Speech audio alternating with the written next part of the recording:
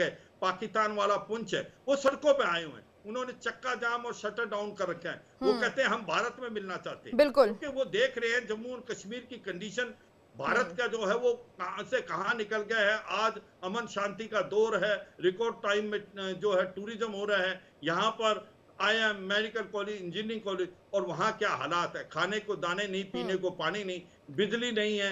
जो उनकी असली नदी थी नीलम नदी, उसका मुंह मोड़ के इन्होंने पंजाब की तरफ कर दिया। मंगला डैम में जो बिजली पैदा होती है 1 रुपए पर यूनिट, जो POJ में ही है, उसको जो लोगों को, POK लोगों को 60 से 70 रुपए पर यूनिट है। तो ये सच्चाई है, पाकिस्तान का डबल चेहरा दिखा दिया है। इसको अब समझ आना चाहिए पाकिस्तान के सामने सर कोई रास्ता बचा नहीं है। हमारे साथ हमारे अगले मेहमान रिटायर्ड मेजर जनरल ध्रुव कटोच जी भी जुड़ गए हैं। कटोच जी, आपका बहुत बहुत स्वागत है इंडिया डेली पर, और आपका रिएक्शन भी लेना चाहेंगे। जिस तरह से हम देख रहे हैं बलूचिस्तान में लगातार पाकिस्तानी सेना यहाँ पर क्रूरता बरत रही है, लोगों को मार रही है। क्या अपनी आवाज उठाने का हक बलूचिस्तान के लोगों को नहीं है? धन्यवाद जी। देखिए, ये बलूचिस्तान का जो किस्सा है ये सन 1947 से ही चलता आ रहा है, और तब से उन लोगों ने अपनी आज़ादी की मांग की है। ये कोई उनकी नई लड़ाई नहीं है, लेकिन पाकिस्तान ने इनको दबा के रखा है क्योंकि इनका पॉपुलेशन थोड़ा कम था और इलाका, इनका टेरेन जो है वो बहुत ज़्यादा था जी। अभी इस समय पर बलूचिस्तान में हालत ये है कि वहाँ पर जो भी कार्रवाई कर रही है, जो डैम्स, जो पोर्ट्स वगैरह जो बन रहे हैं, वो पाकिस्तान ने उसके ऊपर पूरी तरह से कब्जा कर दिया और चीन ने कब्जा कर लिया है। और जहाँ तक बलोच के लोग हैं, उनको कुछ नहीं मिल रहा है। तो ये तब जाके उन्होंने अपना बलोचिस्तान फ्रीडम मूवमेंट शुरू किया है, और ये चौथी बार ये मूवमेंट जो है ये कुछ सालों से चल रहा है, और ये थामने की कोई कोशिश, कोई बात नहीं हो रही है।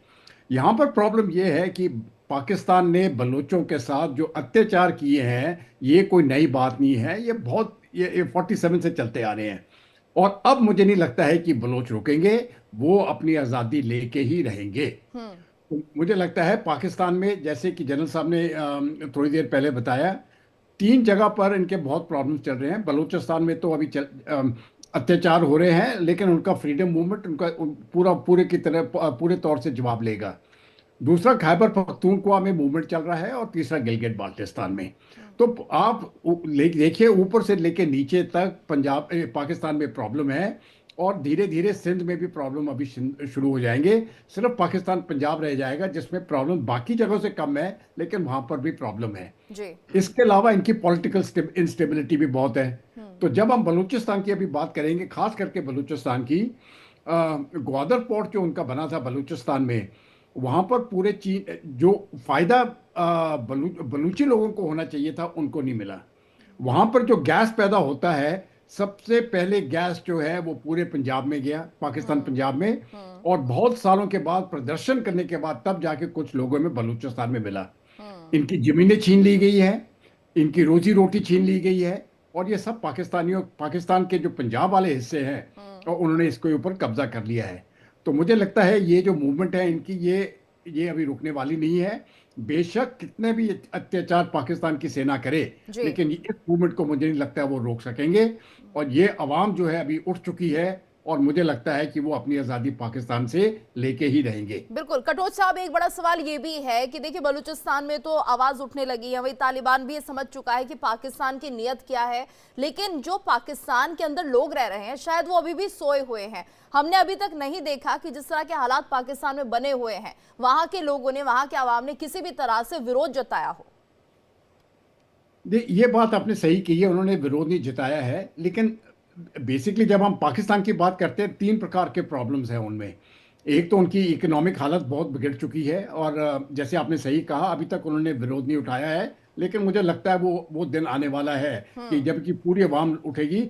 जिस प्रकार से उनकी इकोनॉमिक हालत बिगड़ी है, वो दर्द और उनको पीड़ा भी शुरू हुई काफी समय से है, आवाज उठाएंगे। दूसरी उनकी जो सिक्योरिटी का डिलेमा है, वो अभी तक चल रहा है, और तीसरी उनकी पॉलिटिकल इंस्टेबिलिटी है। और मुझे लगता है ये जो तीसरी बात जो मैंने कही आपको, जो पॉलिटिकल इंस्टेबिलिटी है, प्रॉब्लम इनको यहां से आने वाला है, क्योंकि जो उनका सबसे पॉपुलर लीडर है, बेशक उसने अच्छा काम किया या बुरा काम किया, इमरान खान की बात कर रहा हूं मैं ये नहीं कह रहा हूं कि उनका प्राइम मिनिस्टर का टेन्योर बहुत ही बढ़िया रहा, लेकिन इस समय पर अगर सही इलेक्शन कर दिए जाए तो इमरान खान सबसे पॉपुलर लीडर है, वो हैंड्स डाउन जीतेगा। और इसीलिए उन्होंने इलेक्शन के ऊपर फिर से आमी ने अपना ही कैंडिडेट शरीफ को खड़ा करके उनको जिताया है।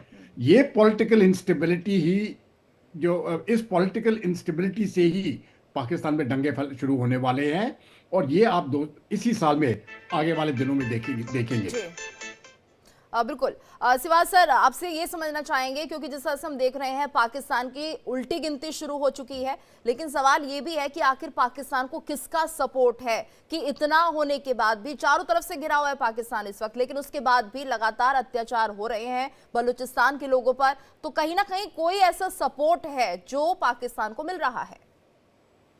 देखो, सच्चाई यह है कि पाकिस्तान की वाकई उल्टी गिनती स्टार्ट हो गई और पाकिस्तान चारों तरफ से घिर गया है। देखो, किसी टाइम में जब तालिबान आया था 15 अगस्त 2021 में, तो जश्न का माहौल था पाकिस्तान में कि अब हमको स्ट्रेटेजिक डेप्थ मिलेगी, और भारत को पता था कि 6 महीने के अंदर ही इनके अंदर जो रिलेशनशिप खराब हो जाएंगे, क्योंकि इनके बीच में बहुत ज़्यादा फॉल्ट लाइन्स हैं। तो आज की तारीख में जो अफगानिस्तान है वो इनके बिल्कुल विरुद्ध है, क्योंकि डोरन लाइन को नहीं मानता। जो पश्तून हैं वो दोनों तरफ हैं, वो मिलना चाहते हैं अफगानिस्तान में, वो शरिया लॉ लाना चाहते हैं। तो आज इनकी प्रॉब्लम अफगानिस्तान से भी, तालिबान से। प्रॉब्लम जो मेन है वो पॉलिटिकल इंस्टेबिलिटी है। इमरान खान को जेल में बंद किया है, लोग आज सड़कों पे आ रहे हैं। इकोनॉमिक क्राइसिस अगर आप देखें, 124 बिलियन डॉलर का इनको फॉरेन कर्जा है। ये कर्जा लेते हैं पुराना कर्जा देने के लिए। इनकी हालात ये है कि इनका रुपी जो है 77% गिर गया एक साल में। फॉरेन रिजर्व घट के 15 दिन का इंपोर्ट नहीं दे सकते। इनकी टेक्सटाइल इंडस्ट्री थोड़ा बहुत अच्छा कर रही थी, वो भी ठप पड़ी है। जो फॉरेन इन्वेस्टमेंट आई थी, सुजुकी आई थी, टोयोटा आई थी, वो सब बंद करके भाग गई हैं, क्योंकि यहाँ पर लॉ एंड ऑर्डर की सिचुएशन इतनी खराब है। तो इकोनॉमिक क्राइसिस इतना है कि आज ये कटोरा लेके जाते हैं सऊदी से, यूएई से, आईएम से, वर्ल्ड बैंक, कोई पैसे देने को तैयार नहीं है। और तीसरा जो है कि जो टेररिज्म बढ़ता जा रहा है, कि जो आतंकवाद इन्होंने बीज बोया था आज वो फल बन गया है। तहरीक तालिबान पाकिस्तान और बलूचिस्तान लिबरेशन आर्मी में अब गठजोड़ हो गया है। तो सच्चाई यह है कि पाकिस्तान एक सिविल वार की तरफ जा रहा है, और वो समय दूर नहीं जब पाकिस्तान के 4 हिस्से होंगे। खैबर पख्तूनख्वा, बलूचिस्तान, सिंध और पंजाब अकेला रह जाएगा, और जो पीओजे के और गिलगित बाल्टिस्तान है वो भारत का हिस्सा, वो भारत में मिलेगा, जिसकी हमने बातचीत की कि आज आवाज वहीं से आ रही है। हमें तो इशारा करने की जरूरत है, मगर दुख की बात है पाकिस्तान मानने वाला नहीं है। पाकिस्तान एक ऐसा देश है जिसके, वो कहते हैं हर देश के पास आर्मी है, पर पाकिस्तान में आर्मी के पास देश है। वहां पर वही होता है जो पाकिस्तान की आर्मी करते। देखो, एक छोटा देश, अमीर आर्मी, अगर आप उसका साइज देखें, भारत से 1/8 है, उसकी पॉपुलेशन 1/7 है, और उसकी इकोनॉमी 1/214 है भारत से, मगर उसकी जो फौज है वो 80% है। इसका मतलब